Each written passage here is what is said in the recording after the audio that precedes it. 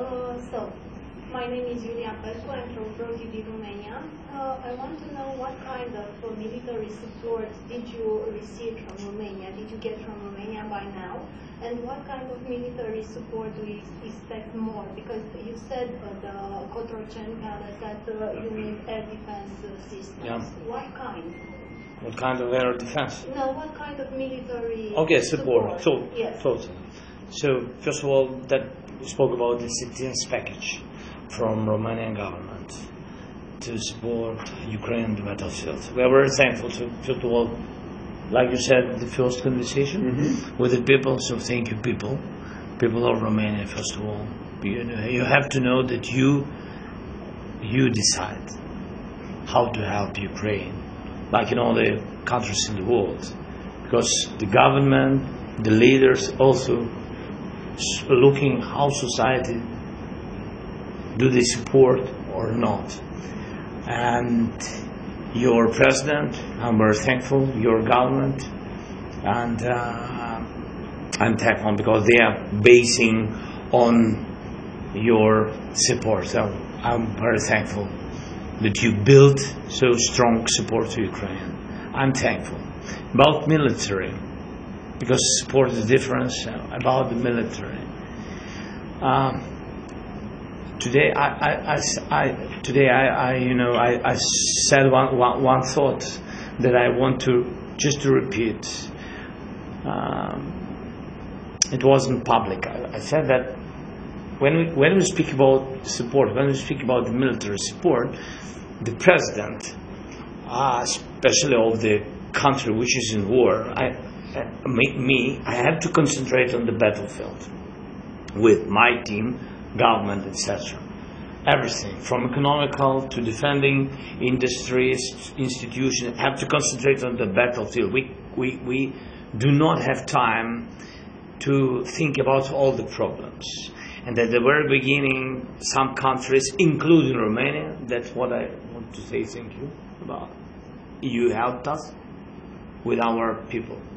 You hosted them, and I really could focus on the battlefield.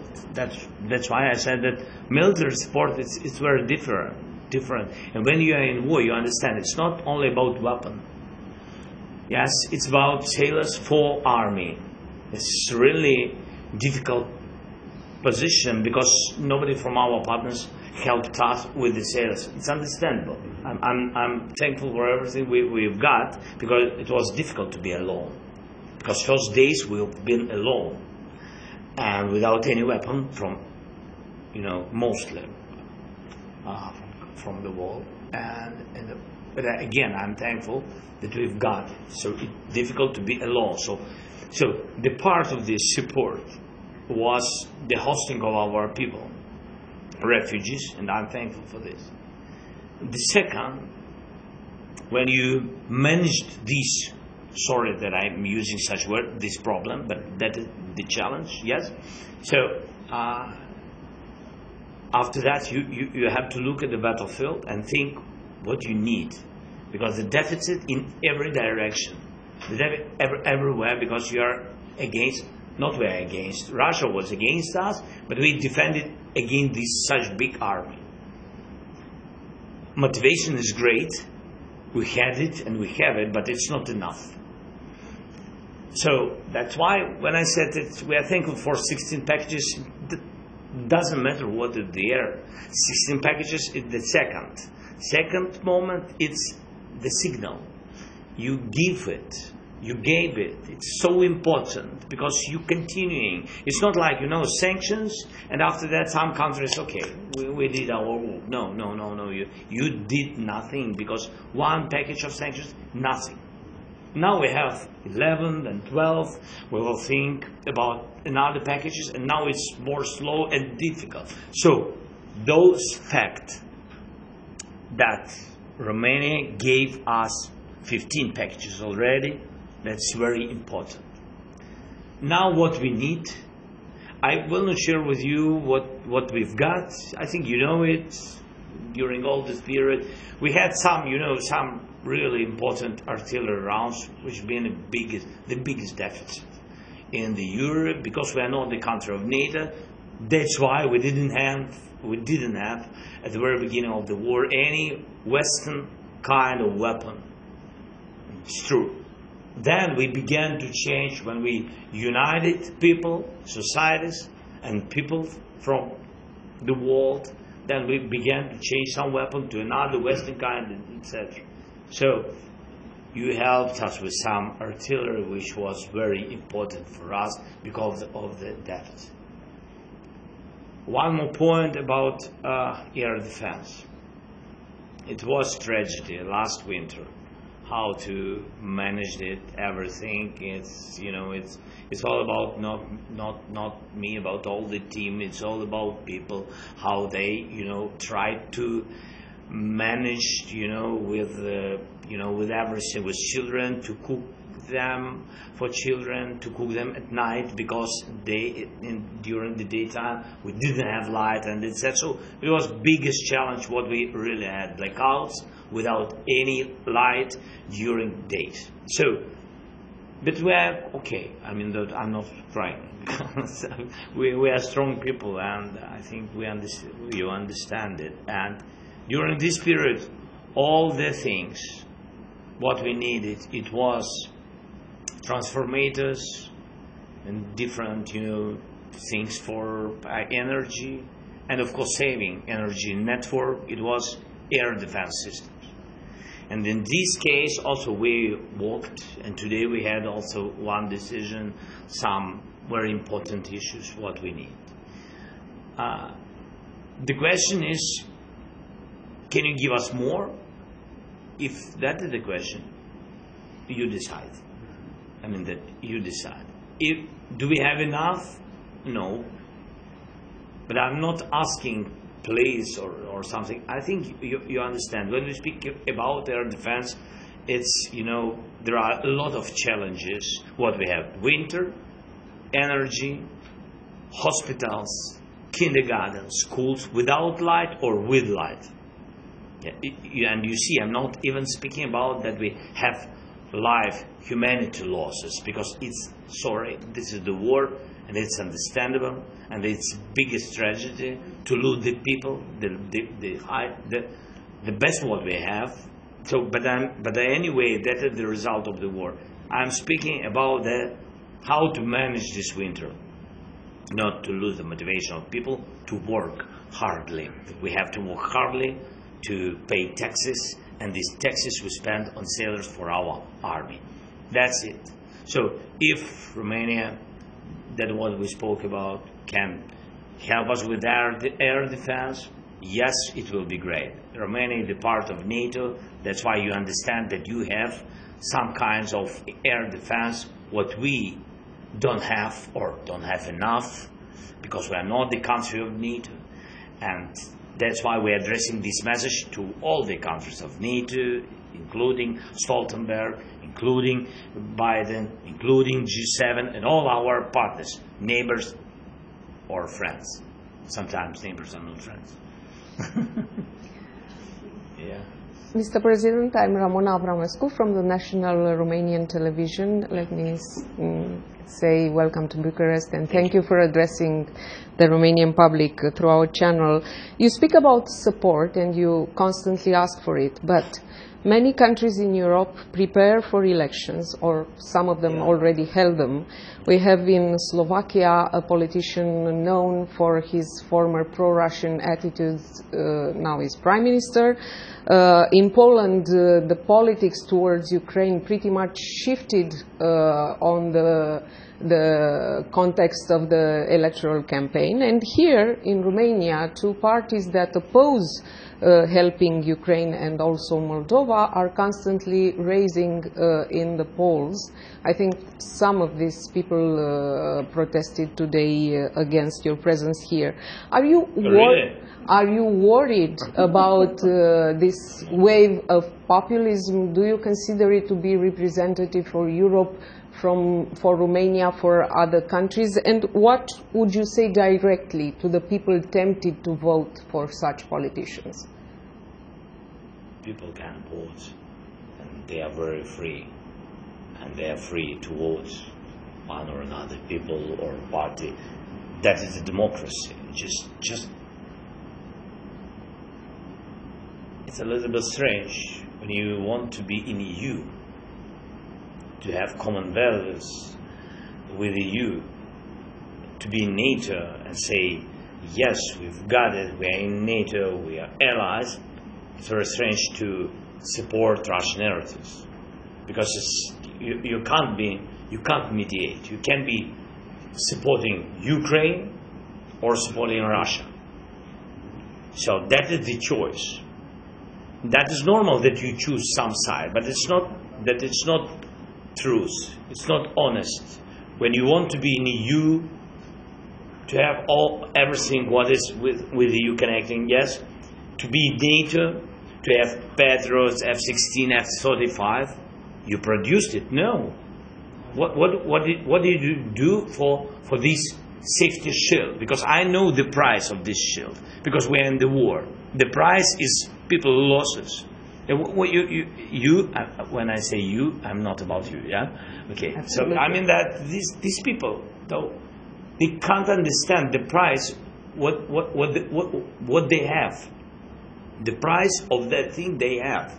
The price of that thing that this NATO or EU or some allies from this, yes, that they gave it.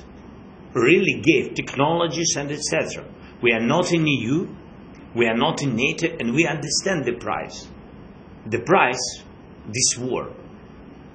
Russia attacked us because we are not in NATO, we are not in EU. We just want to be independent. That's why such people, we say, no, we have to understand what's going on, we support Russia. These people, they really are not honest. Otherwise, they have to be against EU, against NATO, against all these things which Russia against all. That's very important to understand. What can I address to these people? I wish you peace. I can't wish you war, because you will understand what mistakes you've done, what about you spoke. You even can't understand what does it mean to lose a child, just to lose a child. And I don't wish anybody who is supporting Ukraine or supporting Russia. No, I don't wish you war, because in war there are no any supports. You just want to alive, and that's it. That's only one mission. There's only one election, only one result. You elect to a life, no people, nothing else. So be clever, be smart, support life, and that's it. Mr. President, we've been talking about the refugees, and I'm very pleased to tell you that in the beginning of the war, our TV station, with our viewers and some partners, we've been building a village for the refugees from Ukraine. Thank you so much. And it was such an amazing experience. But now we are in a different phase. Right now we have two wars, one here in Ukraine and the other one in Israel. And I'd like to ask you, are you worried that this war in Israel and Gaza will distract the international attention from Ukraine, especially U.S. attention from Ukraine? Are you worried that Russia will try to use this situation, and if you think so, how he can do it? They do it. I think it's already done. It's already a big problem. That is the biggest challenge.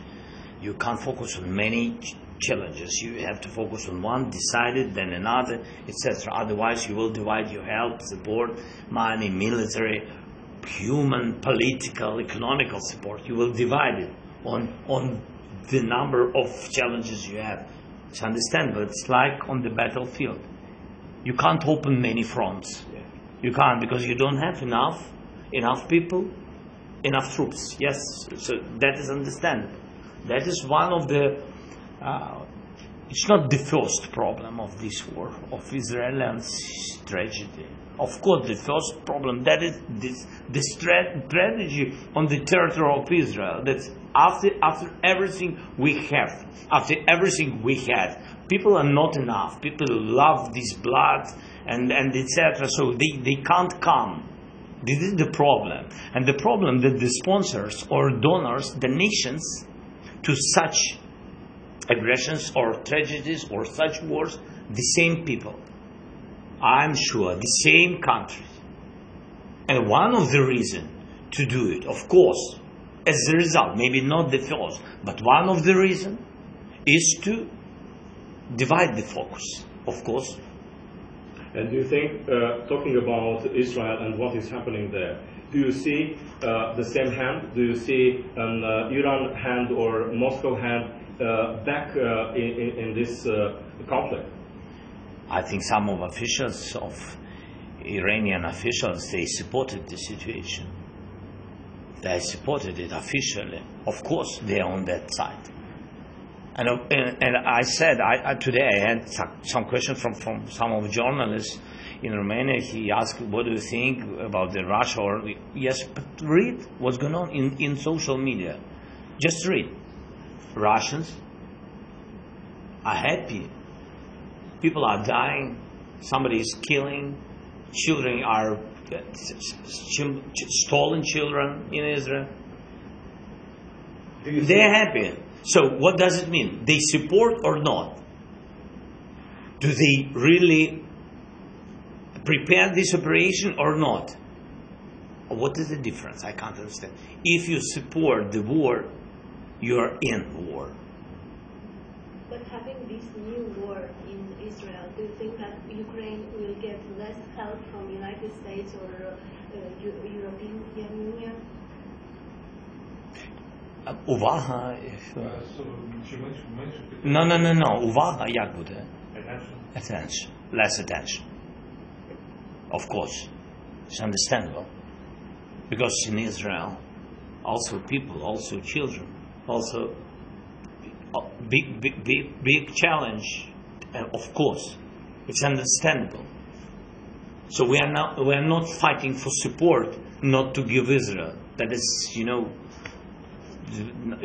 can't do it. You're normal people. Yes. We have what we have. So. Do you see the same pattern? What's happening in Israel? The same what? The same pattern. Children stolen, terror, attacks. Of course, I don't want to compare the volume of victims, and of course because we have full-scale war during a lot of months and years, of course, but we see the result: stolen children, stolen women. You see, just killed people, and I don't want to speak about rape children, and it's what we had, and what we had. A lot of people, and stolen dozens of thousands of children. It's a huge number. We can't find them. Still, we can't find all of them. Still, and you understand that the territory which is occupied in Ukraine is, much bigger than in Israel. But I don't want to compare, because war. I can't compare war with war. So that is the biggest bullshit, that the people who are creating such ideas, just crazy. The same crazy persons. Yeah. Mr. President, if you could end the war by only one shake. One shake? One handshake. Will you shake hands with Putin's blood-stained hand? If you I will be very honest with you. So, first of all, he can't decide it. So he doesn't want to finish anything. He's not interested in, and that is first one. So it will never be. It will never be. Shaking hands, it's nothing.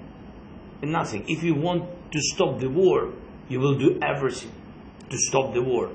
You will do everything. You will speak with those people who are ready. The question is not to speak with terrorists or don't speak. He's terrorist from the one side. From another side, he doesn't want. Do you think that he don't want to have the discussions and negotiations? No, he wants to have discussion. No, he wants to have discussions, to be respectable from all the world. No signals. I understand it. I understand, because he doesn't need and doesn't want isolation. Any isolation, sanctions, political, economical. Of course he wants to shake hands, to show that everything is okay, but everything is not okay. To shake whose hand?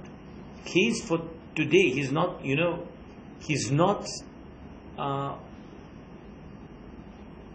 person who is interested to go back. No, he's deeply in. You understand? Yeah. So he can't see, and he doesn't see the way out. For him, for his decisions in his head, what we know from our intelligence, he wants to go forward, and his thoughts not only about Ukraine. That is the problem. He wants what? He wants more? No, of course. Of course he wants more. Can you tell more about what he wants? Territories which been under Soviet Union protection, or... Are you talking about Moldova? Are you talking about... Well, we're talking about Moldova. We are talking about Baltic countries. First of all, to show how it will... I think that his idea to go to some countries of NATO. And I think... But NATO countries, but who've been in USSR. So I think it's about Baltic countries.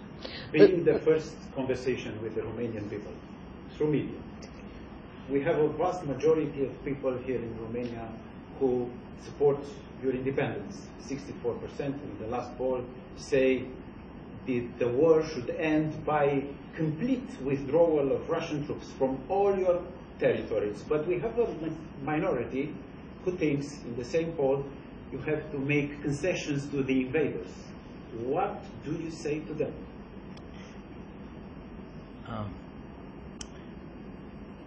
We have experience, which is very understandable. We had frozen conflict on our territory according to the Minsk solution. We had it through the 8 years.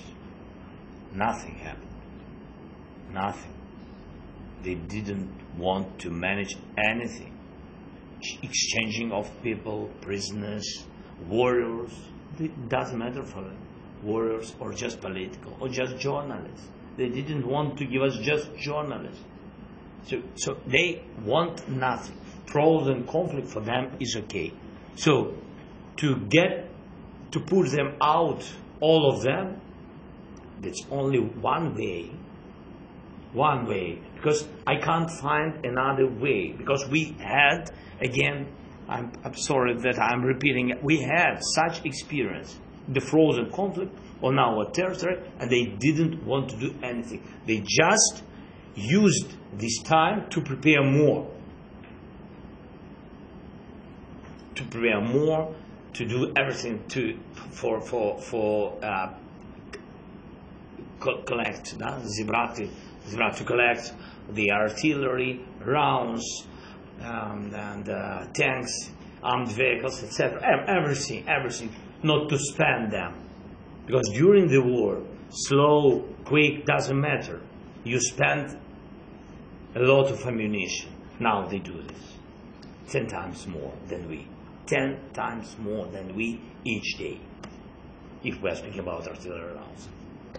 Last month, you were quoted by American journalists that you met in Washington, D.C., saying that Ukraine would liberate Bakhmut and some other key cities. You didn't name them.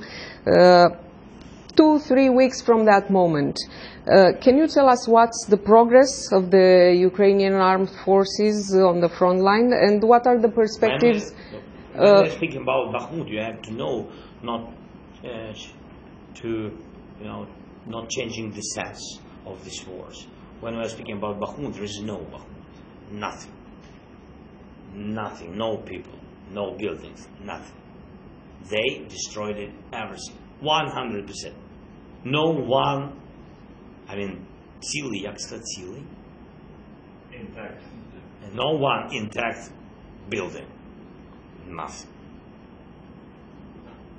That's why you can't, to deoccupy. Yes, we are ready to go forward through this territory because we understand that they have a lot of troops there. And if we will have success, of course, we will deoccupy Bakhmut. But it's not the city, it's a pity. We have to renovate all the city. There is nothing. And that's why it's about the big number of enemies, to destroy them. It's all about it. And we go step by step on the east. It's true. It's not the secret. Are you satisfied with the pace of the counteroffensive? Because how they say winter is coming and some worries it would stop? Yes, a lot of worries, a lot of different things, can be a lot of challenges, but initiative in our arms. We go forward. Yes, not dozens of kilometers each day. Yes, not. Now not. But anyway, we go forward. It's important not to stay. Mr. President, today we've been watching the press conference with the Romanian President, and we heard that Mr. Iohannis, Mr. President, was talking about the minority, Ukrainian minority in Romania and Romanian minority in Ukraine. And the question that a lot of people have here, is Ukraine ready to recognize the inexistence of Moldavian language? I think, I don't, if I can answer myself. Yes. Yes? So I don't see any global problems with it.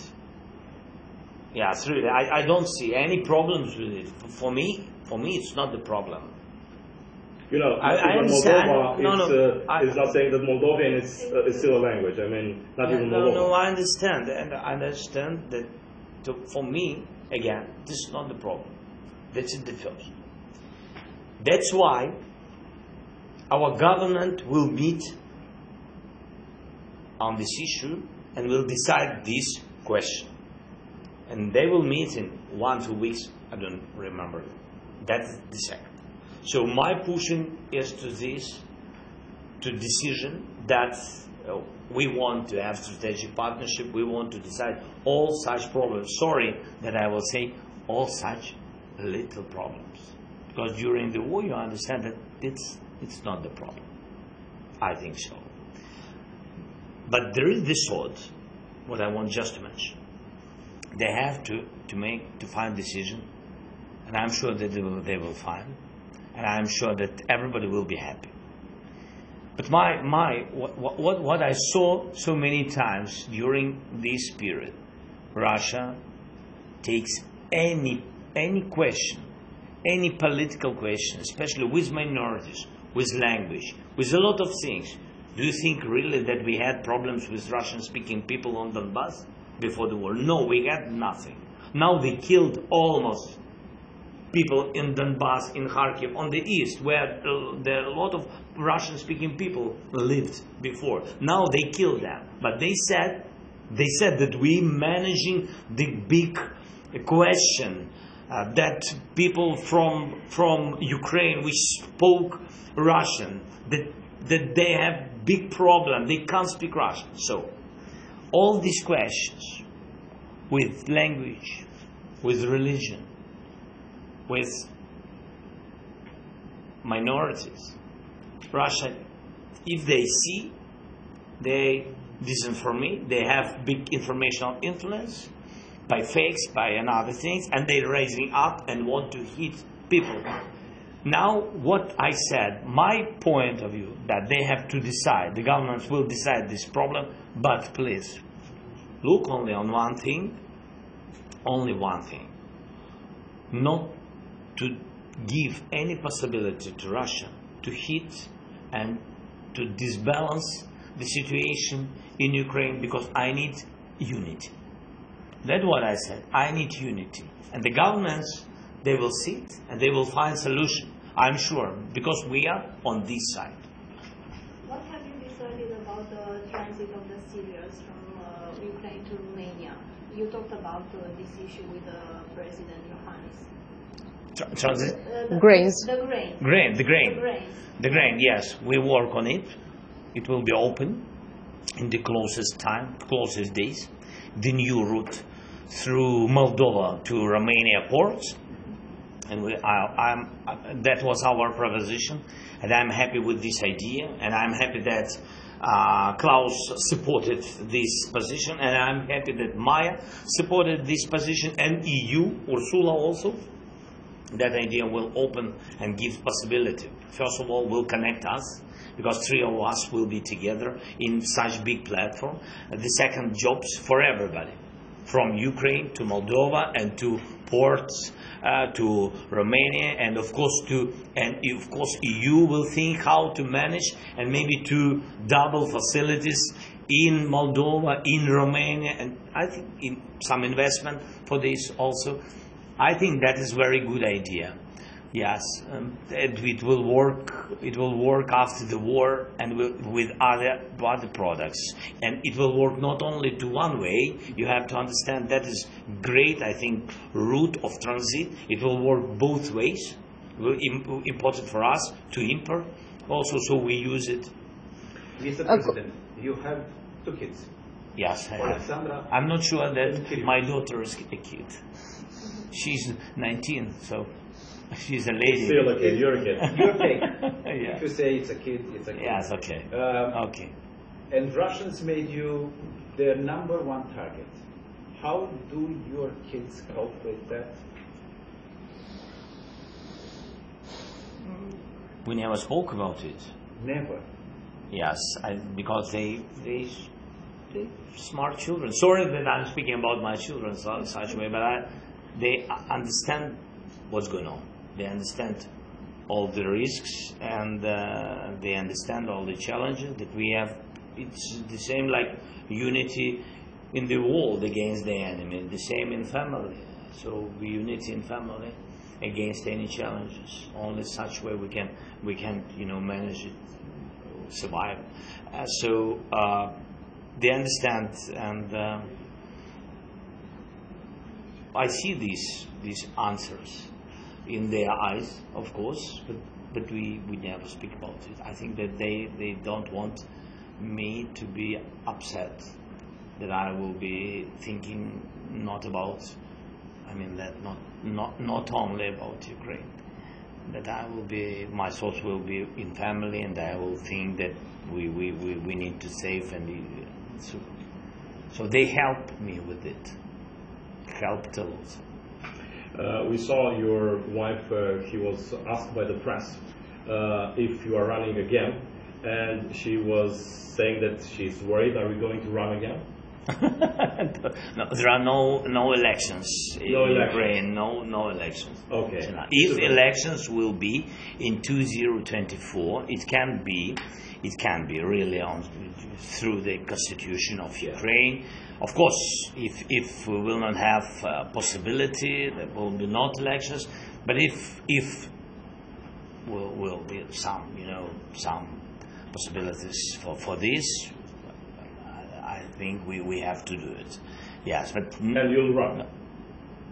If during the war, yes. Good. If after the war, I'm not sure. This is a news. Why? Because during the war, that during the war, it's you can't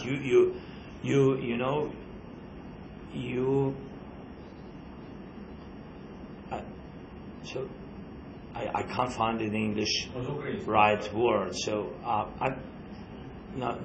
just a second. Відповідальність. Yes.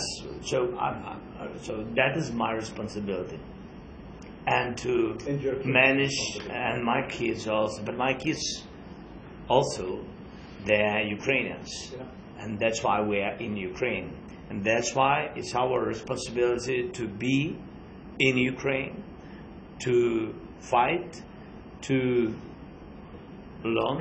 They have to learn, to study, or to work like my wife, and like everybody in Ukraine, and that is my responsibility. I can't run away during the war, so I can't. do it, of course. Sir, a lot of Europeans, all Europeans, and everywhere around the world, the people want to have peace. But what is happening right now is very concerning. We have a war on one continent, and it's a big war in Ukraine. We have another war on another continent.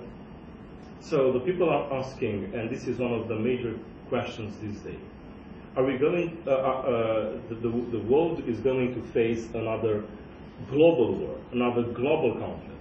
What do you think about this possibility? We heard from Moscow a lot of times that they are saying that this is a possibility to have another global confrontation. Do you think this is possible? I think that Russia is very interested in, and I think that they demonstrated not once during their history, and destabilization of the world its possibilities to Russia to find themselves and to find to find attention from other countries to Russia. And so for somebody war is the tragedy, for someone is possibilities. So it's just a possibility to have another they want long destabilization in the world, and of course it can be the third world war, because we don't know how it will look, and I hope we will never look, but they show it. That's why when we think how to stop the war or conflicts in the world, the rules, the law, everything have to work, and with Russia it doesn't work. So that's why to push Russia, political isolation. So we are speaking about political isolation, not about weapon or something, etc. So we are speaking about it. And to stop Russia, it can be only in unity. We can do it in unity with global countries, representatives of global South, with big countries also, not only EU, United States, India, China. Yes, to see how to involve all of them, and they can politically stop Russia, because they will isolate them economically. Of course, it can't be so. We put sanctions on them from EU, United States, some other countries, but from another way, the global players open them possibilities and have some economical Jak zdobutki сказал? Zdobutki? Да, economical advantages. Are you worried that the... So to push them, it's like ultimatum, but human ultimatum, normal, not terroristic ultimatum, that they have to go out of the territory, stop, and then find solution how to speak, in what platform, with what countries. It doesn't matter for today. It will be important after. They have to, not we are pushing, killing each other, pushing them out. No, that have to be their decision, the political decision. Go out on the borders. That's it. It's important. And I think that here, the answer about other conflicts in other continents, regions, here, the question is here, and the answer is here. If we will decide this, the biggest war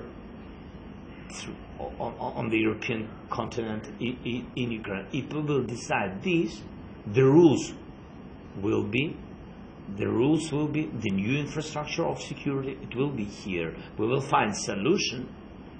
I think it will work with other continents, with other countries and challenges. Are you worried about the outcome? Sorry, we'll get back to the question. So, Colin, Okay.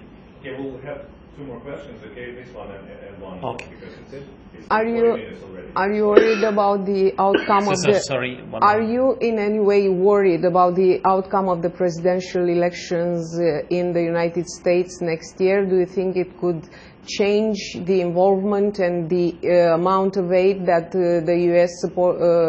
provided Ukraine? Everything has influence. All the challenges have influence, positive or not positive. And I can't say, oh, everything will be the same. No, it's not true. No.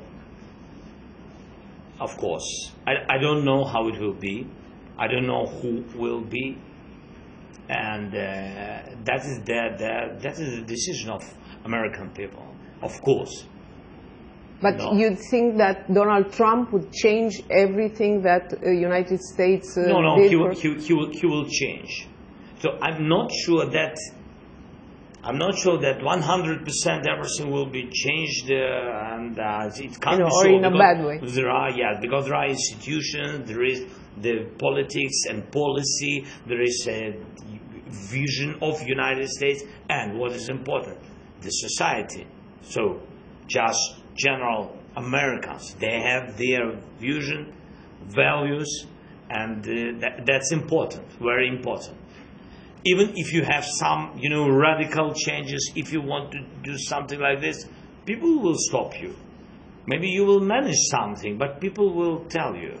Otherwise, you will not be the president. So, of course, we are afraid. It's like, do we afraid the war? Of course, everybody who live in peace afraid the war, because you never know what will be with you. It's not only about the country, it's about you, your family. You don't know your children will go to fight. Will they come back alive? What will be with your house? What will be with your children? So, of course, you don't want any changes in war that is the same like any changes in peace. You just want peace, you don't want war. We are in the war.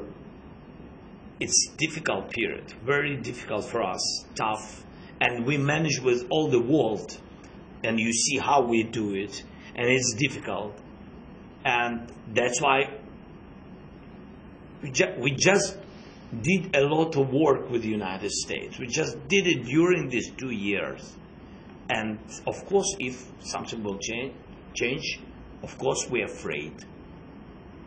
I can't give оцінка, як сказати. Evaluation. Evaluation. Yes, I can't give the evaluation of these changes, but I'm afraid. Do you think that Moldova is in any danger today? And what do you think will happen if the pro-Russian parties will win the elections? We help Moldova like we can, and you know that is not the secret. We shared with Maya some documents when our intelligence saw challenges and risks. We gave, because we understand what does it mean. I can't tell you, because we can't know what is in the head of President Putin.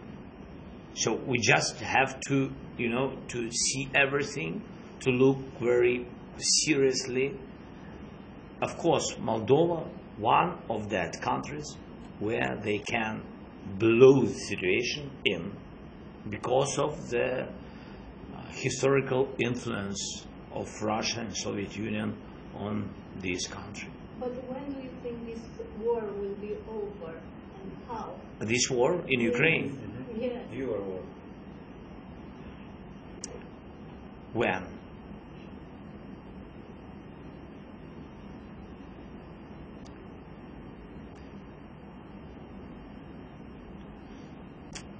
I can't tell you exactly the date. I think there is nobody, only Trump, he said that in one day. We don't trust him. So, but he knows, you see. Maybe your question you have to address to him. But when? I know that we are pushing them. I think when Russia will be out of our land, yes, the wars will be finished. That's only one answer I can give you now.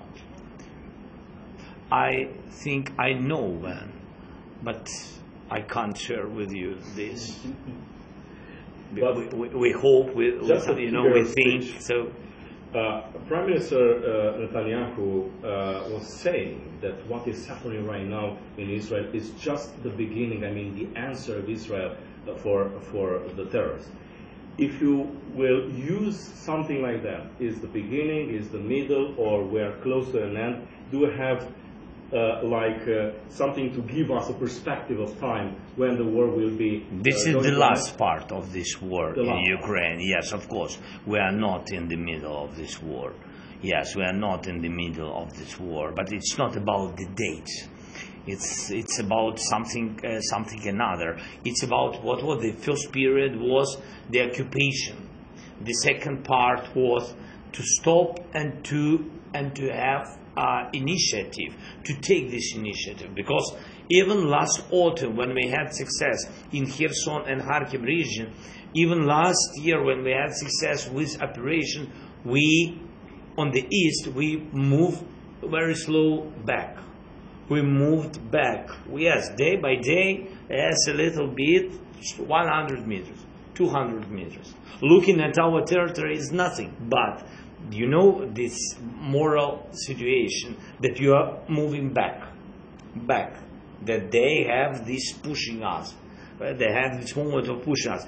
Now we have, I think, the last part. I don't know how long, because of mining fields, because of the weapon, because of big deficit and etc. I think the last part, the difficulties, because the war is long, because you see Europe, politics, elections, dividing of the support, a lot of challenges and moral.